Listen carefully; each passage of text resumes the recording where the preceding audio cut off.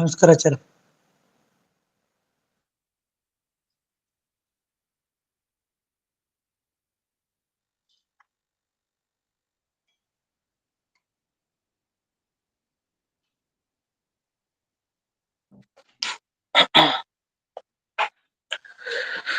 ಸುಮತಿಭಿರನುಮೇಯಂ ಶುಭ್ರಕಾಯಂ ಸಖಾಯಂ ಸುಖಮಜಮನಪಾಜಂ ಮುಕ್ತ್ಯುಪಾಜಂ ವಿಮಾಜಂ ದ್ರಹಜಮಹಮಮೇಜಂ ಧ್ಯೇಯಮಾಮ್ನಾಜಗೇಜಂ ಸದಜಮಸದಜೇಜಂ ಶ್ರೀಸಹಾಜಂ ಭಜೇಯಂ ತಪಸ್ವಾಧ್ಯಾಯ ಶುಶ್ರೂಷಾ ಕೃಷ್ಣಪೂಜಾರತಂ ಮುನಿಂ ವಿಶ್ವೇಶವಿಷ್ಟದಂ ವಂದೇ ಪರಿಮ್ರಾಟ್ ಚಕ್ರವರ್ತಿನಂ ಹರಿಃ ಓಂ. ಶ್ರೇಯಃ ಪತ್ಯೇ ನಿತ್ಯಾ ಗಣಿತ ಗುಣಮಾಣಿಕ್ಯ ವಿಶದ ಪ್ರಭಾ ಜಾಲೋಲ್ಲಾಸೋಪಹತ ಸಕಲಾವತ್ಯ ತಮಸೆ ಜಗಜ್ಜನ್ಮಸ್ಥೇಮ ಪ್ರಳಯ ರಚನಾಶೀಲ ವಪುಷೆ ನಮೋ ಶೇಷಾಂನಾಯ ಸ್ಮೃತಿ ಹೃದಯ ದೀಪ್ತಾಯ ಹರಜೆ ಯೇನ ಪ್ರಾದುರಭಾವಿ ಭೂಮಿ ವದಯೆ ವ್ಯಸ್ತಾರಿಗೋ ಸಂತತಿ ಪ್ರಾಬೋಧಿ ಶ್ರುತಿ ಪಂಕಜಂ ಕರುಣಜಾ ಪ್ರಾಕಾಶಿತತ್ವಂ ಪರಂ ಧ್ವಾಂತಂ ಧ್ವಂಸಮನಾಜಿ ಸಾಧುನಿಕರಶ್ಚಾಕಾರಿ ಸನ್ಮಾರ್ಗಗಃ ತೇನ ವ್ಯಾಸದಿವಾಕರೇಣ ಸತತಂ ಮಾತ್ಯಾಜಿ ಮೇ ಮಾನಸಂ ವ್ಯಾಪ್ತಿರ್ಯಸ್ಯ ನಿಜೇ ನಿಜೇ ನಮಃ ಸಾ ಪಕ್ಷೇ ಸಪಕ್ಷೇ ಸ್ಥಿತಿಃ ವ್ಯಾವೃತ್ತಿಶ್ಚ ವಿಪಕ್ಷತೋಥ ವಿಷಜೆ ಸಕ್ತಿರ್ನ ವೈ ಬಾಧಿತೆ ನೈವಾಸ್ತಿ ಪ್ರತಿಪಕ್ಷಯುಕ್ತಿರತುಲಂ ಶುದ್ಧಂ ಪ್ರಮಾಣಂ ಸಮೇ ಭೂಯಾತ್ ತತ್ವವಿನಿರ್ಣಯಾಯ ಭಗವಾನ್ ಆನಂದತೀರ್ಥೋ ಮುನಿಃ ಭವತಿ ಯದನುಭಾವಾತ್ಯೇಡಮೂಕೋऽಪಿ ವಾಗ್ಮಿ ಜಡಮತಿರಪಿ ಜಂತುರ್ಜಾಯತೆ ಪ್ರಾಜ್ಞಮೌಲಿಃ सकलवचनचेतो देवता भारती सा मम वचसि निधत्तां सन्निधिं मानसे च रमानिवासोचितवासभूमिः सन्न्यायरत्नावरिजन्मभूमिः वैराग्यभाग्यो मम पद्मनाभतीर्थामृताब्धिर्भवतात्रिभूत्यै पदवाक्यप्रमाणज्ञान् प्रतिभाति पदच्छिदः श्रीमदक्षोभ्यतीर्थाख्यानुप्रतिष्ठे गुरून् मम श्रीमदानंदतीर्थार्य सन्मनः सरसी भुवि अनुव्याख्यान नलिने चंचरी कतिमे मनः न शब्दाब्धौ गाढाः न च निगम चर्चासु चतुराः न च न्याये प्रौढाः न च विदित वेद्या अपि वयं परं श्रीमत्पूर्ण प्रमति गुरु कारुण्य सरणिं प्रपन्नामान्यास्मः किमपि च वदन्तोऽपि महताम् ओम नारायणं निखिल पूर्ण गुणैकदेहं निर्दोषमाप्यतममप्यखिलैः सुवाक्यैः अस्योद्भवादिदमशेष विशेषतोऽपि वन्द्यं सदा प्रियतमं मम सन्नमामि कुपिता हि फणच्छाया समीकृत्य परं सुखं सेवन्ते यत्पदं धीरास्तं भजे वल्लभं श्रियः.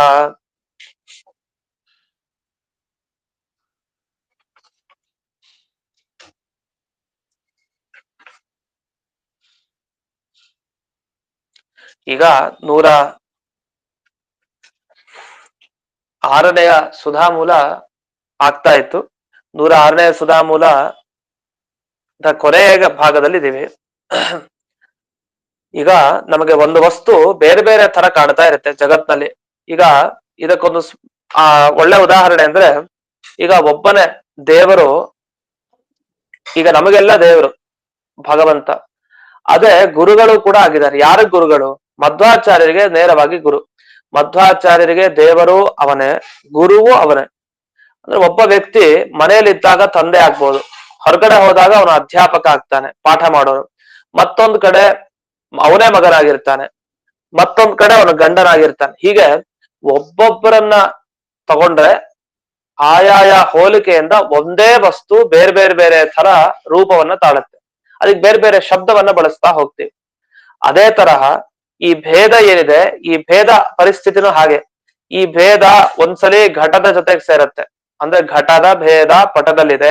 ಮಡಿಕೆಯಲ್ಲಿರುವ ಭೇದ, ಅದು ಮಡಿಕೆಯ ಭೇದ ಎಲ್ಲಿದೆ? ಬಟ್ಟೆಯಲ್ಲಿದೆ. ಬಟ್ಟೆ ಬೇರೆ, ಮಡಿಕೆ ಬೇರೆ. ಬಟ್ಟೆಯ ಭೇದ ಮಡಿಕೆಯಲ್ಲಿದೆ, ಮಡಿಕೆಯ ಭೇದ ಬಟ್ಟೆಯಲ್ಲಿದೆ ಅಂತ ಹೀಗೆ ಹೇಳ್ತೀವಿ. ಹಾಗಾದ್ರೆ ಒಂದೊಂದು ವಸ್ತುಗಳ ಭೇದ ಮತ್ತೊಂದ್ರಲ್ಲಿದೆ. ಅದೇ ಭೇದ ದೇವರಲ್ಲಿದೆ, ಅದೇ ಭೇದ ನಮ್ಮಲ್ಲೂ ಇದೆ. ಹೀಗೆ ಬೇರೆ ಬೇರೆ ಕಡೆ ಆ ಭೇದ ಕಾಣಿಸ್ಕೊಳ್ತಾ ಹೋಗುತ್ತೆ. ಹೇಗೆ ಒಬ್ಬನೇ ವ್ಯಕ್ತಿ ತಂದೆ, ಮಗ, ಗಂಡ, ಮಾವ, ಚಿಕ್ಕಪ್ಪ, ಅನೇಕ ರೀತಿಯಲ್ಲಿ ಒಬ್ಬನಿಗೆ ಹೆಸರು. ಅನೇಕ ರೀತಿ ಒಂದೇ ವಸ್ತು ಅನೇಕ ವ್ಯಕ್ತಿಗಳ ಸಂಪರ್ಕಕ್ಕೆ ಬಂದಾಗ ಅನೇಕ ಹೆಸರುಗಳು ಹೇಗಿರುತ್ತೋ ಹಾಗೆ ಒಂದು ಭೇದ ಘಟದ ಜೊತೆಗೆ ಸೇರ್ಕೊಂಡ್ರೆ ಒಂದಾಗುತ್ತೆ, ಮತ್ತೊಂದು ಪಟದ ಜೊತೆಗೆ ಸೇರಿದ್ರೆ ಕೆಲವು ಸಲ ಇನ್ನೊಂದೇ ಆಗತ್ತೆ. ಹೀಗೆ ಒಂದೇ ಭೇದ ಅನೇಕ ತರ ಇದ್ದಾಗ ಆ ಭೇದವನ್ನ ತಗೊಂಡು ದೇವರು ಆ ಭೇದ ಒಂದೇ ಅಂತ ಹೇಳಿಕ್ ಬರುತ್ತ? ಯಾಕೆಂದ್ರೆ ದೇವರು ಎಲ್ಲಾ ಕಡೆ ಒಂದೇ ತರ ಇರ್ತಾರೆ. ಒಂದು ನಿಮಿಷ, ಸುಧಾ ನಂಬರು 106ನೆಯ ಸುಧಾಮೂಲ, 106ನೆಯ ಸುಧಾಮೂಲದಲ್ಲಿ ಕೊನೆಯ ಭಾಗದಲ್ಲಿ ಇದೆ. ಅಂತೂ ಈ ಒಬ್ಬನೇ ದೇವರು ಎಲ್ಲಾ ಕಡೆ ಒಂದೇ ತರ ಇರ್ತಾನೆ, ಅವ್ನ್ ಬೇರೆ ಬೇರೆ ತರ ಇಲ್ಲ. ಈಗ ನಮ್ಮಲ್ಲಿ ಇರೋ ದೇವರು ಒಂದೇ ರೀತಿ, ಪುಸ್ತಕದಲ್ಲಿರೋ ಜಡದಲ್ಲಿರೋ ರೂಪ ಅದು ಒಂದೇ ತರನೇ. ಅಂದ್ರೆ ಒಂದೇ ತರ ಅಂದ್ರೆ ಒಂದೇ ಶಕ್ತಿ, ಒಂದೇ ಜ್ಞಾನ, ಎಲ್ಲ ಒಂದೇ ಸಮಾನ. ಹಾಗಾದ್ರೆ ಭಗವಂತ ಎಲ್ಲಿದ್ರೂ ಕೂಡ ಅವನಲ್ಲಿ ವೈಚಿತ್ರ್ಯ ಇಲ್ಲ, ವಿಚಿತ್ರತ್ವ ಇಲ್ಲ, ಒಂದೇ ಎಲ್ಲಾ ಕಡೆ. ಆದ್ರೆ ಈ ಭೇದ ಏನಾಗಿದೆ, ಒಂದೊಂದ್ ಕಡೆ ಒಂದೊಂದ್ ರೀತಿ ವಿಚಿತ್ರವಾದ ರೂಪ ಧರಿಸ್ಕೊಂಡಿರುತ್ತೆ. ಹಾಗಾದ್ರೆ ಪರಮಾತ್ಮ ಅವಿಚಿತ್ರನಾಗಿದ್ದಾನೆ, ಅವನು ವ್ಯತ್ಯಾಸ ಹೊಂದಲ್ಲ. ಭೇದ ವಿಚಿತ್ರ ಆಗಿದೆ ಭೇದ. ಹಾಗಾದ್ರೆ ವಿಚಿತ್ರವಾದ ವಸ್ತು, ಅವಿಚಿತ್ರವಾದ ವಸ್ತು ಎರಡು ಒಂದೇ ಅಂತ ಹೇಳಿಕ್ ಬರಲ್ಲ. ಈಗ ನಾವು ದೇವರು ಒಂದೇ ಅಲ್ಲ. ಯಾಕೆ? ನಾವು ವಿಚಿತ್ರ, ನಮಗೆ ಒಂದ್ಸರಿ ದುಃಖ ಬರುತ್ತೆ, ಮತ್ತೊಂದ್ಸರಿ ಸುಖ, ಲೌಕಿಕ ಸುಖ ಬರುತ್ತೆ. ಎಂದಿಗೂ ಮೋಕ್ಷದ ಸುಖ ನಮಗಂತೂ ಅನುಭವಕ್ಕೆ ಬರಲ್ಲ. ಇನ್ನು ಲವಲೇಶ ಏನೋ ಸುಷುಪ್ತಿ ಕಾಲದಲ್ಲಿ ಗಾಢ ನಿದ್ರೆ ಮಾಡಬೇಕಾದ್ರೆ ಬರಬಹುದು. ಅಂತೂ ಪ್ರತಿ ಸಂದರ್ಭದಲ್ಲಿ ನಮಗೆ ವಿಕಾರಗಳು ಜಾಸ್ತಿ, ವಿಚಿತ್ರತೆ ಇದೆ ಜೀವನದಲ್ಲಿ. ಇಂಥ ಜೀವನದಲ್ಲಿ ಆಗುವ ವಿಚಿತ್ರತೆ ದೇವರಿಗಿಲ್ಲ. ಅಂತ ವಿಚಿತ್ರತೆ ಇಲ್ಲದೆ ಇರೋ ದೇವರಿಗೂ ವಿಚಿತ್ರತೆ ಇರೋ ನಮಗೂ ಅಭೇದ ಒಂದೇ ಅಂತ ಹೇಳಿಕ್ ಬರತ್ತಾ? ಇಲ್ಲ. ಯಾಕೆ?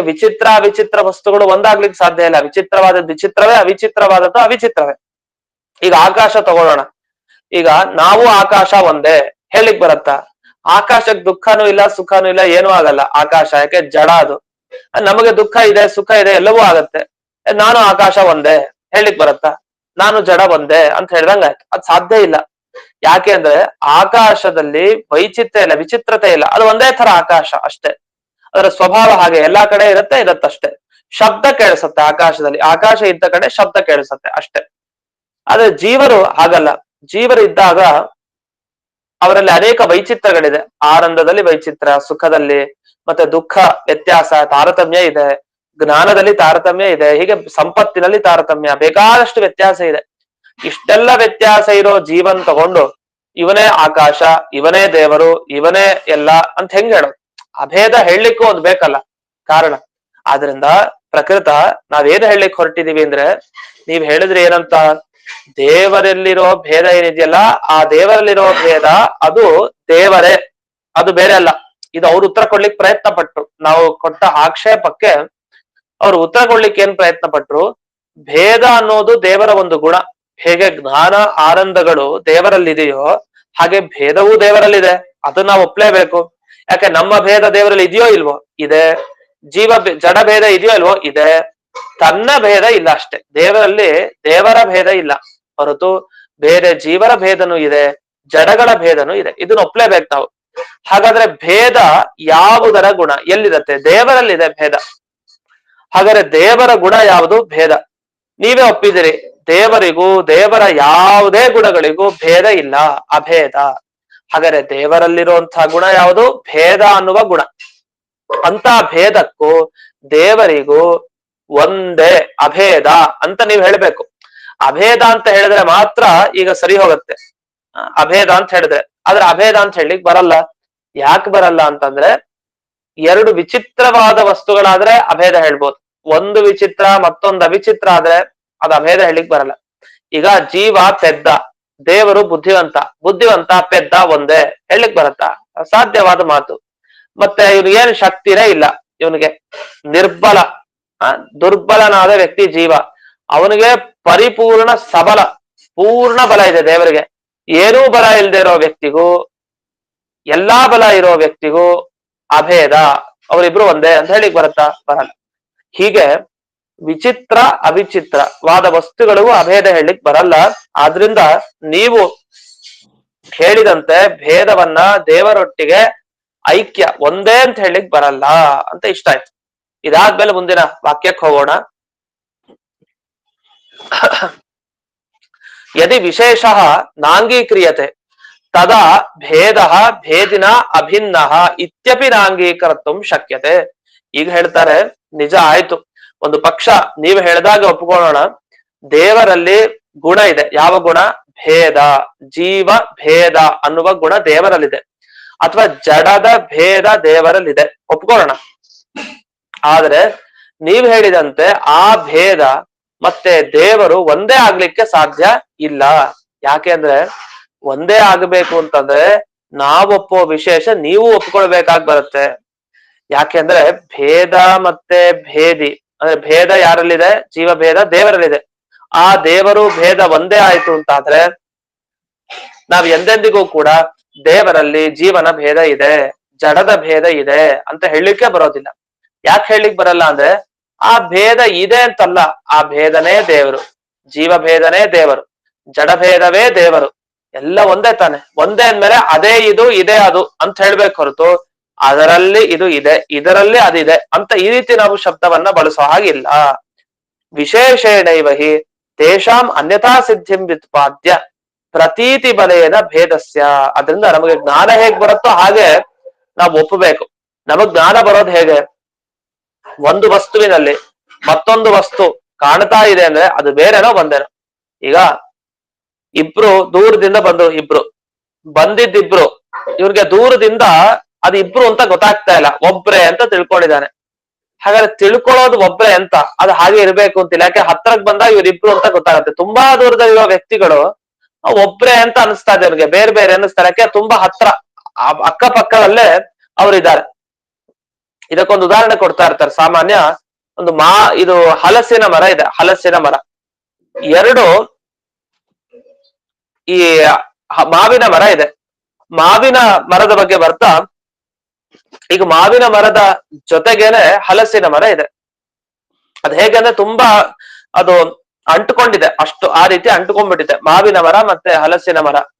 ಅದ್ ಹೇಗಿದೆ? ಒಂದಾದ್ಮೇಲೆ ಮತ್ತೊಂದಿದೆ. ಮೊದಲು ಕಾಣೋದು ಮಾವಿನ ಮರ, ಆಮೇಲೆ ಕಾಣೋದು ಹಲಸಿನ ಮರ. ಹೀಗೊಂದು ವ್ಯವಸ್ಥೆ ಇದೆ. ದೂರದಿಂದ ಒಬ್ಬ ನೋಡ್ತಾನೆ, ಅವನೇನಂತಾನೆ? ದ್ವೌ ಚೂತೌ ಅಂತ ಹೇಳ್ತಾನೆ. ಚೂತ ಅಂದ್ರೆ ಮಾವಿನ ಮರಕ್ಕೆ ಚೂತ ವೃಕ್ಷ ಅಂತ ಕರೀತಾರೆ, ಚೂತ ವೃಕ್ಷ. ಇವನ್ ದೂರದಿಂದ ನೋಡಿದಾಗ ಎಷ್ಟು ಮಾವಿನ ಮರ ಇದೆ ಅಂತ ಒಬ್ಬ ಕೇಳಿದಾಗ ಎರಡು ಮಾವಿನ ಮರ ಇದೆ ಅಂತ ಹೇಳ್ತಾನೆ. ಯಾಕೆ? ಅದು ಒಂದರ ಹಿಂದೆ ಇರೋದ್ರಿಂದ ಅದು ಎರಡನೇದು ಸರಿ ಗೊತ್ತಾಗ್ತಾ ಇಲ್ಲ, ಅದು ಮಾವಿನ ಮರ ಅಂತ ತಿಳ್ಕೊಂಡ್ಬಿಟ್ಟಿದ್ದಾನೆ. ಅಂತೂ ಎರಡನೇ ಮರ ಹಲಸಿನ ಮರ ಆಗಿದ್ರು ಒಂದರ ಹಿಂದೆ ಇದ್ದಾಗ ಸಹಜವಾಗಿ ಭ್ರಮೆ ಬರ್ಲಿಕ್ಕೆ ಅವಕಾಶ ಇದೆ, ಇದು ಎರಡು ಮಾವಿನ ಮರ ಅಂತ ಅವಕಾಶ ಇದೆ. ಆದ್ರೆ ಇನ್ನೊಂದು ಹೇಳ್ತಾರೆ, ಎರಡು ಮಾವಿನ ಮರ ಆದ್ರೂ ಕಾಣೋದು ಮಾತ್ರ ಒಂದೇ ಅಂತ ಹೇಳಿದ್ದಾರೆ. ಅಂತೂ ಹೀಗೆಲ್ಲ ನಮಗೆ ಭ್ರಮೆ ಬರ್ಲಿಕ್ಕೆ ಅವಕಾಶ ಇದೆ. ಈ ಎಲ್ಲ ಭ್ರಮೆ ಬರೋದನ್ನ ನಾವು ವಾರಣೆಯನ್ನ ಮಾಡ್ಬೇಕು. ಈ ಭ್ರಮೆಯನ್ನ ದೂರದಿಂದ ನಾವು ವಸ್ತುಗಳನ್ನ ನೋಡ್ತೀವಿ, ಈ ಭ್ರಮೆ ಬಂದಿದೆ, ಭ್ರಮೆ ಹೋಗೋದು ಹೇಗೆ? ಯಾವಾಗ ಹೋಗ್ಲಿಕ್ಕೆ ಸಾಧ್ಯ ಭ್ರಮೆ? ಯಾವಾಗ ನಾವು ಹತ್ರಕ್ ಹೋಗಿ ಪರೀಕ್ಷೆಯನ್ನ ಮಾಡಿ ಇದು ಎರಡು ಬೇರೆ ಬೇರೆ ಅಂತ ತಿಳ್ಕೊಳ್ತೀವೋ ಆಗ ಮಾತ್ರ ಆ ಎರಡು ವಸ್ತುಗಳು ಬೇರೆ ಬೇರೆ ಅಂತ ಗೊತ್ತಾಗತ್ತೆ. ಹಾಗಾದ್ರೆ ಇಲ್ಲಿವರೆಗೆ ಏನಾಯ್ತು? ಭೇದ ಎಲ್ಲಿ ಒಪ್ತೀವಲ್ಲ, ಯಾವ ವಸ್ತುವಿನಲ್ಲಿ ಭೇದವನ್ನ ಒಪ್ತೀವಿ ಆ ವಸ್ತು ಆ ಭೇದ ಒಂದೇ ಅಂತ ಹೇಳಿದ್ರೆ ಸಮಸ್ಯೆ ಏನು? ಯಾವತ್ತು ಭೇದನೇ ಬೇರೆ, ಭೇದ ಇರೋ ವಸ್ತುಗಳೇ ಬೇರೆ, ಅದೆರಡು ಒಂದಾಗ್ಲಿಕ್ಕೆ ಸಾಧ್ಯ ಇಲ್ಲ. ಈಗ ನಮ್ಮಲ್ಲಿ ಸದ್ಗುಣಗಳೆಲ್ಲ ಇದೆ, ಸದ್ಗುಣಗಳೆಲ್ಲ ನೀನೇ ಅಪ್ಪ ಅಂದ್ರೆ ಸದ್ಗುಣಗಳೆಲ್ಲ ನಿನ್ನಲ್ಲಿ ಇದೆ, ಸದ್ಗುಣಗಳೇ ನೀನಲ್ಲ. ದುಷ್ಟ ಗುಣಗಳೇ ನೀನು ಅಂದ್ರೆ ಅಲ್ಲ, ದುಷ್ಟ ಗುಣಗಳೆಲ್ಲ ನಿನ್ನಲ್ಲಿವೆ, ನೀನು ದುಷ್ಟ ಅನ್ನೋ ಶಬ್ದಕ್ಕೆ ಪಾತ್ರನಾಗಿದೆ. ಯಾಕೆ? ದುಷ್ಟ ಗುಣಗಳೆಲ್ಲ ನಿನ್ನಲ್ಲಿವೆ ಅಂತ ಹೇಳ್ತೀವಿ, ಅವರೇ ದುಷ್ಟ ಗುಣಗಳಲ್ಲ. ಹೀಗೆ ಭೇದ ಅನ್ನೋದು ಪ್ರತಿಯೊಂದು ವಸ್ತುಗಳಿಗೆ ಇದ್ದೇ ಇರುತ್ತೆ. ಇಷ್ಟೆಲ್ಲ ಇದ್ದಾಗ ನೀವು ದೇವರ ಗುಣ ಭೇದ ಮತ್ತೆ ದೇವರಿಗೂ ಭೇದವನ್ನ ಹೇಳಲಿಕ್ಕೆ ಸಾಧ್ಯ ಅಂತೂ ಇಲ್ಲ, ಅಭೇದವನ್ನ ಹೇಳ್ಬೇಕು ನೀವು ಹೇಳಿದ್ರೆ. ಆದ್ರೆ ಅಭೇದ ಹೇಳೋದಿದ್ರೆ ಬೇರೆ ಬೇರೆ ಅನ್ನೋ ತರ ವ್ಯವಹಾರ ಇದೆಯಲ್ಲ, ಭೇದ ವ್ಯವಹಾರ ಇಲ್ಲ ಅಂತ ಹೇಳಿಕ್ ಬರಲ್ವಲ್ಲ. ಯಾಕೆ? ದೇವರಲ್ಲಿ ಗುಣಗಳಿವೆ ಅಂತ ಭೇದ ಇದೆ, ಗುಣ ಇದೆ ಎಲ್ಲ ಒಪ್ಪಿದೀವಲ್ಲ, ಒಪ್ಪಿರೋದ್ರಿಂದ ಹಾಗೆ ಹೇಳಿಕ್ ಸಾಧ್ಯ ಇಲ್ಲ. ಅಂದ್ರೆ ಅದಕ್ಕೆ ಹೇಳ್ತಾರೆ ಅಭೇದೋ ವಕ್ತವ್ಯ. ಏನಿಲ್ಲ, ಕೊನೆಗೆ ನಾವ್ ಹೇಳೋ ತರ ಅದೆರಡು ಒಂದೇ ಅಂತ ಒಪ್ಪಿ, ಆದ್ರೆ ಬೇರೆ ಬೇರೆನೋ ಯಾಕೆ ವ್ಯವಹಾರ ಮಾಡ್ತೀವಿ ಅಂದ್ರೆ ಆ ವಿಶೇಷ ಆಜಾಜಾ ವಸ್ತುಗಳ ಒಂದು ಸ್ವಭಾವದಿಂದ ಹೀಗೆ ಮಾಡ್ತಾ ಇದ್ದೀವಿ ಅಂತ ಉತ್ತರ ಕೊಡಿ ಅಂತ. ಇಷ್ಟಾದ್ಮೇಲೆ ಇದೊಂದು ಹೊಸ ರೀತಿಯಾದ ಒಂದು ಚರ್ಚೆ ಪ್ರಾರಂಭ ಮಾಡ್ತಾರೆ. ಈ ಹೊಸ ರೀತಿ ಚರ್ಚಾ ಅಂದ್ರೆ ಇದ್ರ ಬಗ್ಗೆನೆ ಸ್ವಲ್ಪ ಇದೊಂದ್ ರೀತಿ ವಿಷಯ, ಹೊಸ ವಿಷಯ. 107ನೆಯ ಸುಧಾಮೂಲ. ತದೀಯತ್ವೇನ ವಿಶೇಷಣತ್ವೇನ ಸಪ್ರತಿಯೋಗಿತ್ವೇನ ಲಿಂಗಿತ್ವೇನ ಬಹುತ್ವೇನ ಚ. ಇಷ್ಟು ತರ ತೋರತ್ತಂತೆ ಯಾವುದು ಭೇದ. ಇಂಥ ಭೇದ ಅದು ಯಾವತ್ತೂ ದೇವರಲ್ಲ. ಅಂದ್ರೆ ದೇವರಲ್ಲಿ ಎರಡು ತರ ಭೇದ ಇದೆ ಅಂತ ಒಪ್ಕೊಳ್ತಾರೆ. ಎರಡು ತರ ಅಂದ್ರೆ ಈಗ ಜೀವ ಭೇದ, ಜಡ ಭೇದ ಎಲ್ಲ ಇದೆ, ನಿಜ, ಅದನ್ನ ಒಪ್ಕೊಂಡ್ಲೇಬೇಕು. ಇದು ಎರಡು ತರ ಭೇದ ಅಂದ್ರೆ ಆ ಭೇದ ಅದ್ ಏನದು ನಿಜವಾಗಿ ನಮ್ಮಲ್ಲೆಲ್ಲ ಭೇದ ಅಂತ ಒಂದ್ ಇದೆಯಲ್ಲ. ಈಗ ನನ್ನಲ್ಲಿ ನಿಮ್ಮ ಭೇದ ಇದೆ, ನನ್ನ ಭೇದ ನಿಮ್ಮಲ್ಲಿದೆ, ನಿಮ್ಮ ಭೇದ ನನ್ನಲ್ಲಿದೆ ಅಂತ ಹೇಳ್ತೀವಿ. ಅಥವಾ ಈ ಚೇರು ನಾನಲ್ಲ, ಚೇರಿನ ಭೇದ ನನ್ನಲ್ಲಿದೆ, ಇನ್ನು ಪುಸ್ತಕದ ಭೇದ ನನ್ನಲ್ಲಿದೆ, ಹೀಗೆಲ್ಲ ಹೇಳ್ತಾ ಹೋಗ್ತೀವಿ. ಇಲ್ಲಿ ಭೇದ ಅಂದ್ರೆ ಏನ್ ಹೇಳ್ತಾ ಇದೀರಿ, ಆ ಭೇದದ ಬಗ್ಗೆ ಒಂದು ತಿಳಿಸ್ಕೊಡಿ ಅಂತ ಕೇಳಿದ್ರೆ, ಇಲ್ಲ ಆ ಭೇದ ಏನಾಗುತ್ತೆ ಅಂದ್ರೆ ಕೆಲವು ಸರಿ ತದೀಯ, ನನಗ್ ಸಂಬಂಧಪಟ್ಟಿದ್ದೇ ಭೇದ. ಹೇಗೆ ಈ ಘಟ ಆ ಪುಸ್ತಕ ಬೇರೆ, ಯಾಕೆ ಅದು ಪುಸ್ತಕಕ್ಕೆ ಸಂಬಂಧಪಟ್ಟ ಭೇದ ಅಲ್ಲಿರೋದ್ರಿಂದ ಪುಸ್ತಕ ಘಟ ಅಲ್ಲ, ಘಟ ಘಟನೆ ಹೌದು. ಇವಾಗ 2 ಮಡಿಕೆ ತಂದಿದೀವಿ, ಒಂದು ಮಡಿಕೆ ನೋಡಿ ಇದು ಘಟ ಅಂತ ಕರಿತೀವಿ, ಇದೊಂದ್ ಮಟೆ ನೋಡ್ತೀವಿ ಇದು ಘಟ ಅಂತ ಕರಿತೀವಿ. ಆ ಎರಡಕ್ಕೂ ಕೂಡ ಪರಸ್ಪರ ಏನಿದೆ, ಸಂಬಂಧ ಇದೆ. ಇದು ಘಟ, ಇದು ಘಟ. ಯಾಕೆ ಸಂಬಂಧ ಬಂತು ಅಂದ್ರೆ ಎರಡು ಘಟಗಳಿದೆ, ಎರಡರಲ್ಲೂ ಘಟತ್ವ ಇದೆ, ಅದೇ ಧರ್ಮಗಳಿದೆ ಎರಡರಲ್ಲೂ. ಇವಾಗ ಇಬ್ರು ಮನುಷ್ಯರು ಬಂದಾಗ್ಲೂ ಇವನು ಮನುಷ್ಯ, ಯಾಕೆ ಮನುಷ್ಯತ್ವ ಇಬ್ಬರಲ್ಲೂ ಇರೋದ್ರಿಂದ. ಹಾಗೆ ಇಲ್ಲಿ ಭೇದ ಎರಡೂ ಕಡೆ ಇರುತ್ತೆ. ಎಲ್ಲೆಲ್ಲಿ ಭೇದ ಹೇಳ್ತೀವೋ ಅಲ್ಲೆಲ್ಲಾ ಕಡೆನೂ ಇರುತ್ತೆ. ದೇವರಲ್ಲಿ ಇರುತ್ತೆ, ಜೀವರಲ್ಲಿ ಇರುತ್ತೆ, ಜಡದಲ್ಲಿ ಇರುತ್ತೆ. ಆ ಭೇದ ಎಲ್ಲರ ಸಂಬಂಧಿಯಾಗಿ ತೋರುತ್ತೆ. ಎಲ್ಲರ ಸಂಬಂಧಿ ಇದೆ, ನನ್ನಲ್ಲೂ ಭೇದ ಇದೆ, ನನಗ್ ಸಂಬಂಧಪಟ್ಟಿದ್ ಭೇದ. ದೇವರಲ್ಲೂ ಭೇದ ಇದೆ, ದೇವರಿಗೆ ಸಂಬಂಧಪಟ್ಟಿದ್ ಭೇದ. ಜಡಗಳಿಗಿದೆ, ಜಡಕ್ಕೆ ಸಂಬಂಧಪಟ್ಟ ಭೇದ. ಈಗ ಪ್ರತಿಯೊಂದಕ್ಕೂ ಕೂಡ ಆ ಭೇದ ಹೊಂದಾವಣಿಕೆ ಆಗ್ತಾ ಇದೆ, ಎಲ್ಲ ಕಡೆ ಭೇದ ಇರುತ್ತೆ ಅಂತ ಇಷ್ಟ ಹೇಳ್ತಾರೆ.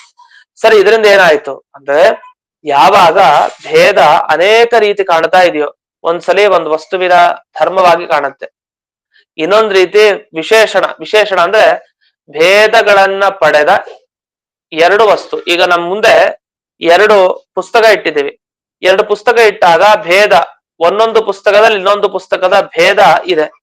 ಆ ಪುಸ್ತಕಗಳ ಭೇದ ಏನಿದೆ, ಒಂದು ಪುಸ್ತಕದ ಭೇದ ಮತ್ತೊಂದು ಪುಸ್ತಕದ ಇದೆ. ಅಂದ್ರೆ ಒಂದು ಈ ಪುಸ್ತಕ ಇನ್ನೊಂದು ಪುಸ್ತಕ ಅಲ್ಲ. ಆ ಭೇದ ಏನಿದೆ ಅದನ್ನ ವಿಶೇಷಣ ಅಂತ ಕರಿತೀವಿ. ಈ ವಿಶೇಷಣದ ಬಗ್ಗೆ ಮೊನ್ನೆ ಪಾಠದಲ್ಲಿ ವಿಸ್ತಾರವಾಗಿ ಬಂತು, ಅದನ್ನ ವಿವರಿಸಲಿಕ್ಕೆ ಹೋಗಲ್ಲ. ಅಂತೂ ಈ ವಿಶೇಷಣ ಆಯ್ತು. ಸಪ್ರತಿಯೋಗಿ ಅಂತ. ಪ್ರತಿಯೋಗಿ ಅಂದ್ರೆ ಉದಾಹರಣೆಗೆ ನಮ್ಮ ದೇಹ ಒಂದ್ ದಿವಸ ಇರಲ್ಲ, ದೇಹ ಇಲ್ಲ ಅಂತ ಹೇಳ್ತೀವಿ. ದೇಹ ಇಲ್ಲ ಅನ್ನೋದಕ್ಕೆ ಪ್ರತಿಯೋಗಿ ಯಾವುದು, ದೇಹ ಅಂತ ಹೇಳ್ತೀವಿ. ಅಂದ್ರೆ ಯಾವುದನ್ನ ಇಲ್ಲ ಅಂತ ಹೇಳ್ತೀವಲ್ಲ ಅದಕ್ಕೆ ಒಂದು ಪ್ರತಿಯೋಗಿ ಅಂತ ಹೆಸರು ಕರೀತಾರೆ. ಇನ್ನು ಲಿಂಗಿತ್ವೇನ ಅಂದ್ರೆ ಸಾಧ್ಯ ಅಂತ ಅರ್ಥ.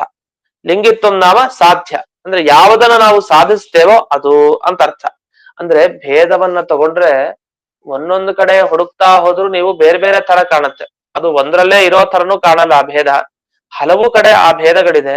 ಇದನ್ನ ಯಾರಾದ್ರೂ ಕೂಡ ಆ ಭೇದಿಯ ಅಂದ್ರೆ ದೇವರ ಸ್ವರೂಪ ಅಂತ ಹೀಗೆ ಒಪ್ತೀವ, ಹಾಗೆ ಒಪ್ಪಲ್ಲ ಅಂತ ಇಷ್ಟು ಬಂತು. ಇದೆಲ್ಲ ಕಠಿಣ ವಿಷಯ ಅನ್ನಿಸ್ಬೋದು, ನಿಧಾನಕ್ಕೆ ವಿಚಾರ ಮಾಡ್ಬೇಕು, ನಿಧಾನಕ್ಕೆ ಯೋಚಿಸಿದಾಗ ತುಂಬಾ ಚೆನ್ನಾಗಿದೆ, ಯಾವುದೇ ಒಂದು ಸಂಶಯ ಬರಲ್ಲ.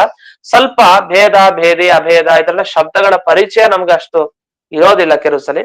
ಆದ್ರೆ ಭೇದ ಅನ್ನೋ ಶಬ್ದದ ಪರಿಚಯ ಅಂತೂ ತುಂಬಾ ಇದ್ದೇ ಇರುತ್ತೆ. ಈ ಜೀವ ಭೇದ, ಜಡ ಭೇದ ಇದೆಲ್ಲ ಗೊತ್ತೇ ಇರುತ್ತೆ ನಮ್ಗೆ. ಆ ಅಂಶದಲ್ಲಿ ಸಾಮ್ಯ ಇದ್ದೇ ಇದೆ, ಅದನ್ನ ಗಮನಿಸ್ಬೋದು. ಕೆಲವರು ಏನ್ ಮಾಡ್ತಾರೆ ಅಂದ್ರೆ ಭೇದ ಅದು 3 ತರ ಇದೆ. ಒಂದು ಈಗ ಹೇಳಿದಂತೆ ವಸ್ತುವಿನ ಸ್ವರೂಪವಾಗೇ ಇದೆ, ಅದು ಬೇರೆ ಅಲ್ಲ, ವಸ್ತುವಿನ ಜೊತೆಗೇ ಇರುವಂತಹದ್ದು ಭೇದ. ಕೆಲವು ವಸ್ತುವಿನ ಜೊತೆಗಿರಲ್ಲ, ಅಂದ್ರೆ ಜೊತೆಗೆ ವಸ್ತುವೇ ಆಗಿರಲ್ಲ, ವಸ್ತುವಿನ ಜೊತೆಗೆ ಮಾತ್ರ ಇರುವಂತಹದ್ದು. ಇದನ್ನು ಸ್ವರೂಪ ಭೇದ ಅಂತ ಒಂದಿದೆ. ಇನ್ನೊಂದು ಸ್ವರೂಪ ಭೇದ ಅಂದ್ರೆ ಅಜೀವನ ಜೊತೆಗೇ ಇರುವಂತಹ ಭೇದ, ಅದನ್ನ ನಾವು ಒಪ್ಪಿದೀವಿ. ಸ್ವರೂಪ ಏನಿದೆ ಪ್ರತಿಯೊಬ್ಬರ ಸ್ವರೂಪ, ಈಗ ನನ್ನ ಸ್ವರೂಪ, ನಿಮ್ಮ ಸ್ವರೂಪ, ಆಯಾಯ ಜೀವ, ದೇವದತ್ತ, ಯಜ್ಞದತ್ತ, ವಿಷ್ಣು ಮಿತ್ರ, ಚೈತ್ರ, ಮೈತ್ರ, ಇವರೆಲ್ಲ ಜೀವ ಏನಿದೆ, ಈ ಎಲ್ಲ ಜೀವಗಳು ಕೂಡ ಆಯಾಯ ಜೀವ ಸ್ವರೂಪವನ್ನೇ ಪಡೆದಿರೋದು, ಅದಕ್ಕೆ ಮತ್ತೊಂದರ ಅಪೇಕ್ಷೆ ಅನ್ನೋದು ಇಲ್ಲ. ಅದಕ್ಕೋಸ್ಕರ ಇಲ್ಲಿ ನಾವು ಆಚಾರ್ಯರು ಏನ್ ಹೇಳಿದ್ರು, ಇಲ್ಲಿ ಪ್ರಕೃತ ಭೇದವು ಭೇದಿಯ ಸ್ವರೂಪ ಅಂದ್ರೆ ಭೇದವು ಭೇದಿಯು ಒಂದೇ, ಅಂದ್ರೆ ಭೇದವು ದೇವರು ಒಂದೇ ಅಂತ ಏನ್ ಹೇಳಿದ್ರು, ಇಲ್ಲಿ ಹೇಳ್ಬೇಕಾದ್ರೆ ಉತ್ತರ ಕೊಡ್ಬೇಕು. ಯಾಕೆಂದ್ರೆ ಭೇದ ಅನ್ನೋದು ಎರಡು ತರ ಇದೆ. ಆಯಾಯ ವಸ್ತುಗಳಲ್ಲೇ ಇರುವಂತಹ ಭೇದ, ಅದು ಆ ವಸ್ತುಗಳಿಗಿಂತ ಬೇರೆ ಆಗಿರೋದಿಲ್ಲ. ಇನ್ ಮಿಕ್ಕಿದ್ದು ಆ ವಸ್ತುವಿಗಿಂತ ಈ ವಸ್ತು ಬೇರೆ ಅಂತ ಹೇಳುವಂತ ಭೇದ ಶಬ್ದವನ್ನ ನಾವು ಬಳಸ್ತೀವಿ. ಆ ಭೇದ ಈ ಭೇದ ಬೇರೆ. ಅಂದ್ರೆ ಭೇದಗಳಲ್ಲೇ ಎರಡು ರೀತಿ ಇದೆ. ನಮಗೆ ಇದುವರೆಗೂ ಗೊತ್ತಿದ್ದೇನು, ಪಂಚಭೇದಗಳಿದೆ. ಅಲ್ಲಿ ಜೀವ ಭೇದ, ಜಡ ಭೇದ, ಜಡಜೀವ ಭೇದ, ಜಡ ಪರಮಾತ್ಮ ಭೇದ ಇವೆಲ್ಲ ಇರುತ್ತೆ ಅಂತ ಗೊತ್ತಿತ್ತು. ಆದ್ರೆ ಇದ್ರ ಮೇಲೆ ಇವರೊಂದು ವಿಷಯ ಹೇಳ್ತಾ ಇರೋದು, ಭೇದದಲ್ಲೇ ಎರಡು ಬಗೆ ಇದೆ, ಎರಡು ರೀತಿ ಭೇದ ಇದೆ. ಆ ಎರಡು ರೀತಿ ಭೇದದಲ್ಲಿ ಒಂದು ವಸ್ತು ಬಂದಾಗ ವಸ್ತುವಿನ ಸ್ವರೂಪನೇ ಆ ಭೇದ. ಇನ್ ವಸ್ತುವಿನ ಈ ರೀತಿ ವಸ್ತುವಿನ ಸ್ವರೂಪವೇ ಭೇದ ಆಗಿರುತ್ತೆ. ವಸ್ತುವನ್ನ ತಗೊಂಡಾಗ ಆ ವಸ್ತುವಿನಲ್ಲಿರುವಂತಹ ಭೇದ ಏನಿದೆ ಅದು ವಸ್ತುವಿನಲ್ಲಿ ಇರುವಂತಹ ಭೇದ ಅಂತ ಆಗಲ್ಲ, ಅದು ವಸ್ತುನೇ. ಈಗೆಲ್ಲ ನಾವು ಎರಡು ಪುಸ್ತಕ ನೋಡಿದ ಕೂಡಲೇ ಅಥವಾ ಅವಳಿ ಜವಳಿ ಮಕ್ಕಳು ಇಬ್ರು ಬಂದಾಗ ಇವ್ನು ಬೇರೆ ಅವ್ನ್ ಬೇರೆ ಅಂತ ಅರ್ಥಾತ್ಸಿದ್ದ, ಅದ್ ಹೆಂಗ್ ಗೊತ್ತಾಯ್ತು? ಅವ್ರ ಲಕ್ಷಣ ನಮಗ್ ಗೊತ್ತಿಲ್ಲ, ಅವರ ಚಿಹ್ನೆ ಗೊತ್ತಿಲ್ಲ, ಇದು ಬೇರೆ ಇವನ್ ಬೇರೆ ಅಂತ ಹೇಳಲಿಕ್ಕೆ. ಆದ್ರೆ ಆ ಎರಡು ವಸ್ತು ನೋಡಿದ ಕೂಡಲೇ ಇದು ಬೇರೆ ಇದು ಬೇರೆ ಅಂತ ಗೊತ್ತಾಗತ್ತೆ. ಅದ್ ಹೇಗ್ ಗೊತ್ತಾಗತ್ತೆ? ಆಯಾಯ ಸ್ವರೂಪದಲ್ಲೇ ಭೇದ ಅದು ಹುಟ್ಟುತ್ತಾನೆ ಇದೆ ಅಂತ. ಹೊಸದಾಗೇನೋ ಭೇದ ಹುಟ್ಸೋದಲ್ಲ, ಅದೇನೋ ಹೊಸದಾಗಿ ಬರೋದಲ್ಲ. ಯಾವತ್ತಿನಿಂದ ನಾವಿದೀವೋ ದೇವರು ಬೇರೆಯಾಗೇ ಇದ್ದಾನೆ. ಯಾವತ್ತಿನಿಂದ ನಾವು ಆ ದೇವರಿಗಿಂತ ಬೇರೆಯಾಗಿಯೇ ಇದ್ದೇವೆ. ಪ್ರತಿಯೊಂದು ವಸ್ತುಗಳು ಕೂಡ ಭೇದವನ್ನ ಪಡೆದೇ ಇದೆ. ಇಲ್ಲಾಂದ್ರೆ 1, 2, 3, 4 ಅಂತೆಲ್ಲ ಸಂಖ್ಯೆ ಹೇಳಲಿಕ್ಕೆ ಬರಲ್ಲ. ಎರಡು ವಸ್ತು ಅಂದ್ರೆ ಎರಡು ಬೇರೆ ಅಂತ ಆಗಿದ್ರೆ ತಾನೇ ಎರಡು ವಸ್ತು. ಎರಡು ಒಂದೇ ಆಗಿದ್ರೆ ಯಾರಾದ್ರೂ ಎರಡು ಅಂತ ಕರೀತಾರ, ಒಂದೇ ಅಂತ ಕರೀತಾರೆ. ಹೀಗೆ ವಿಷಯಗಳೆಲ್ಲ ಇದೆ. ಮುಂದೆ ಈ ಸ್ವರೂಪ ಭೇದ ಮತ್ತೆ ಈ ಈಗ ತಾನೇ ಹೇಳಿದಂತ ಭೇದ ಏನಿದೆ ಇದರ ಬಗ್ಗೆ ಒಂದೆರಡು ಮಾತುಗಳನ್ನು ಹೇಳಿ ಅವರು ಮುಕ್ತಾಯ ಮಾಡಿ ಮುಂದಕ್ಕೆ ಹೋಗ್ತಾರೆ. ಆಮೇಲೆ ಮತ್ತೊಂದು ಬೇರೆ ವಿಷಯ ಮತ್ತೆ ಪ್ರಾರಂಭ, ಅಭೇದದ ಬಗ್ಗೆ ಬರ್ತಾರೆ. ಹೀಗೆ ಈ ಉಭಯ ವ್ಯಪದೇಶಾಧಿಕರಣ ಏನಿದೆ 3ನೇ ಅಧ್ಯಾಯದಲ್ಲಿ ಈ ವಿಷಯ ಏನಿದೆ, ಈಗ ಸದ್ಯಕ್ಕೆ ನಡೀತಾ ಇರೋ ವಿಷಯ ಇದು ಸ್ವಲ್ಪ ಕಠಿಣ. ಯಾವ ರೀತಿ ಕಠಿಣ? ವಿಷಯ ಸುಲಭ ವಸ್ತುತಃ, ಅದರ ಶಬ್ದಗಳನ್ನ ಬಳಸಿದಾಗ ಕೆಲವು ಸಲ ಕನ್ಫ್ಯೂಷನ್ ಜಾಸ್ತಿ ಆಗತ್ತೆ. ಅದಕ್ಕೋಸ್ಕರ ಬರೆದಿಟ್ಕೊಂಡ್ರೆ ಮಾತ್ರ ನಮ್ಗೆ ಅದಕ್ಕೊಂದು ಉಪಾಯ ಚೆನ್ನಾಗಿ ಅರ್ಥ ಆಗತ್ತೆ. ಅದನ್ನ ಮುಂದಿನ ವಿಷಯಗಳನ್ನ ಮತ್ತೆ ನಾಳೆ ದಿವಸ ನೋಡೋಣ ಅಂತ ಹೇಳ್ತಾ ಇಂದಿನ ಪಾಠವನ್ನ ಅಸ್ಮದ್ ಗುರುವಂತರ್ಗತ ವ್ಯಾಸತೀರ್ಥ ಗುರುವಂತರ್ಗತ ಭಾರತೀಯ ರಮಣ ಮುಖ್ಯ ಪ್ರಾಣಾಂತರ್ಗತ ಶ್ರೀಮನ್ ಮೂಲ ಗೋಪಾಲಕೃಷ್ಣನಿಗೆ ಅರ್ಪಣೆ ಮಾಡ್ತೇನೆ. ಶ್ರೀಕೃಷ್ಣ ನಮಸ್ಕಾರ ಶ್ರೀಕೃಷ್ಣ. ನಮಸ್ಕಾರ. ನಮಸ್ಕಾರ.